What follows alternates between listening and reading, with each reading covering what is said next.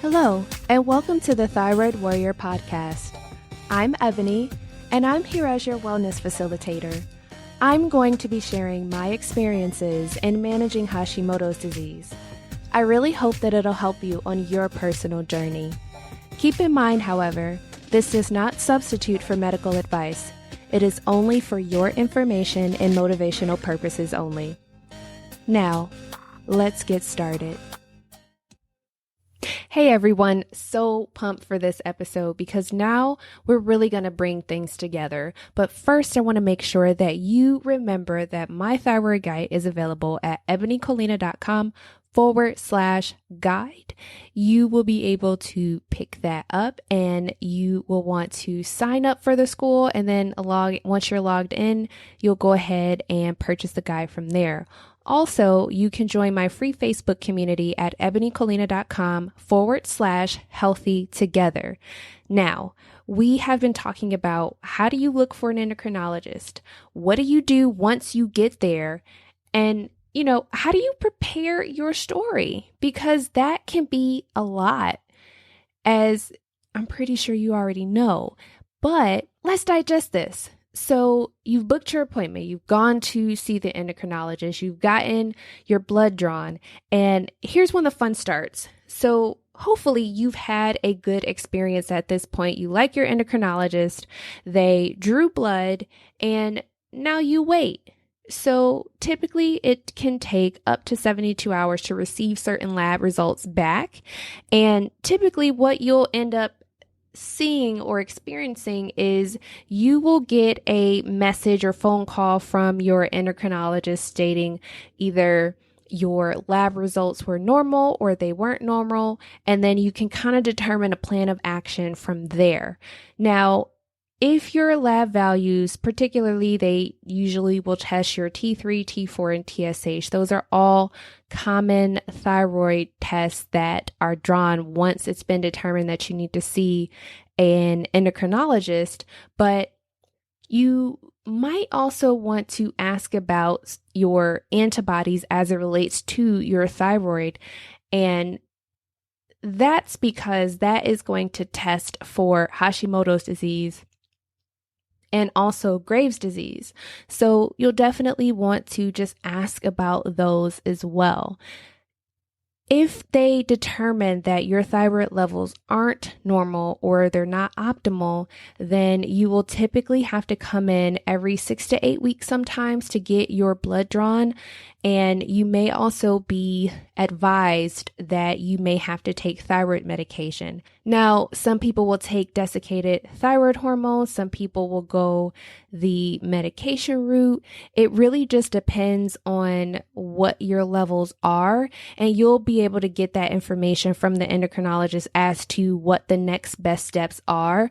And in my case, for example, I am at that point where I'm finally doing well and I'm not on hormonal birth control anymore. And I'm noticing that I'm starting to have some symptoms. However, previously when I was taking my medication, the dose was pretty accurate because of the added hormones. However, now I'm like, wait a minute, it's time to adjust this. So definitely make sure that you're staying in constant communication with your endocrinologist, especially during the early stages, so that you can understand what's best for you to do in terms of your course of action. And I go over a lot of this in my guide. And if you haven't already picked that up, you definitely want to get that so that you'll be able to see a lot of the information that will come up as a result of going to see the endocrinologist. Now, the other thing that you really want to think about doing is journaling, and you have to be diligent about it. Why am I suggesting journaling? Well, it's good to keep track of your mood, of what you're eating, of how you're feeling and what's going on in your life, because that will really help you understand, all right, at this time of year, I'm normally doing A, B, and C. Or I was going through a really difficult time at work or with my family. And you don't always think that stress will have a huge impact on your thyroid gland, but it really does, guys. And I am a living witness to that. So I really want to make sure that you understand how helpful that really and truly is. And it can help avoid you getting on other medications as well. So definitely be diligent about it, even when you don't feel like doing it. Just keep doing it. Your body will thank you later. Also, this might sound weird, but get in the habit of taking a picture of yourself, whether it's week by week or every month. Why, you might ask? You might be thinking, girl, you are nuts. That might be true. However, you can see the change over time. And it wasn't until I started doing this because of fitness and fitness goals that I had, but I really started paying attention to my face. And I noticed that when I was really tired, I wasn't sleeping, and my diet was off, my face looked puffier. I had really bad dark circles. My skin was broken out, and I just really looked miserable, especially when I'm really stressed out. But as I started to get more diligent about food, about exercising, about making sure I got sleep, about managing my stress, y'all, I'm real proud of my skin today. I just had to say that. I am so proud. But you can get there too. And I'm telling you these things because I want you to learn how to really get in tune with your body and how to get to know yourself. And you will be very intimate with yourself throughout this process.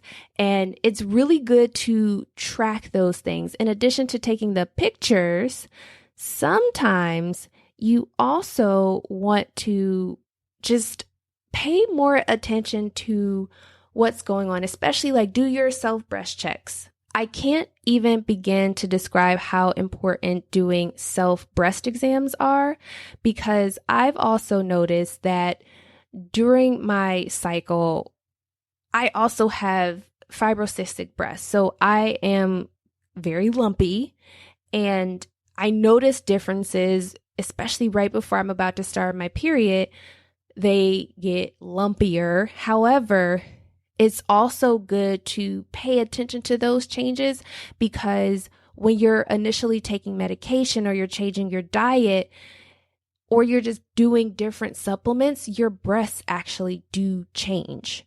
So that was really eye-opening for me, because I noticed that my cysts tended to go down when I started cleaning up my diet. I didn't have the hard nodules or cysts, I guess you would call them, once I actually got my thyroid hormones regulated. And it was just a wonderful thing. And the only time where I'll really notice like, things are kind of going a little AWOL in there is right before my cycle. And that's to be expected. I do monitor it for about 2 weeks after. That's usually when things kind of go back to normal for me. But that was really, really interesting to see. Also, pay attention to how bloated you are.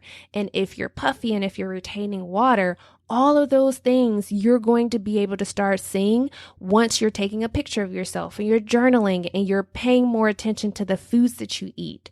So I just want to encourage you. It might seem like, I don't know how you expect me to do all of this. And trust me, I wasn't good at it at first. However, once I started realizing what I was capable of in terms of feeling better, it became a no-brainer for me. And then I would give yourself at least a month to 2 months, sometimes 3, depending on how much you have to clean up your diet or where you're starting from, to really think about exercising. Like, that doesn't always have to be the first thing on your plan. However, once you've gotten things settled, then you can think about, okay, I'm going to start walking or trying yoga and Pilates. As I always say, you don't have to jump right into doing CrossFit things, but definitely learn what your body likes to do in terms of activity, and things will really, really get nice and just great. It's possible. I promise you, because I'm finally at that point, and I wish I wouldn't have been so stubborn initially, because I would have gotten a lot farther a lot faster had I actually known these things.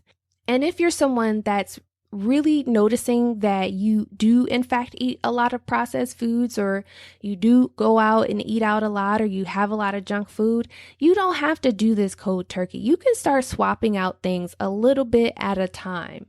So that way it's not such an overwhelming process.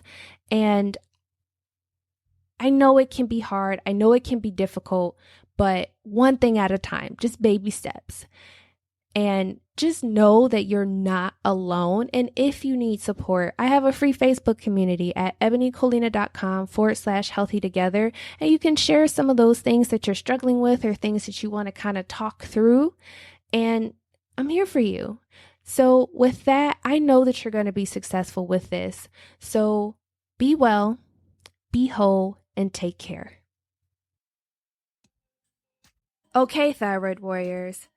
Get out there and take things one step at a time. Remember, be great, reflect on your triumphs, and as always, be well. Take care.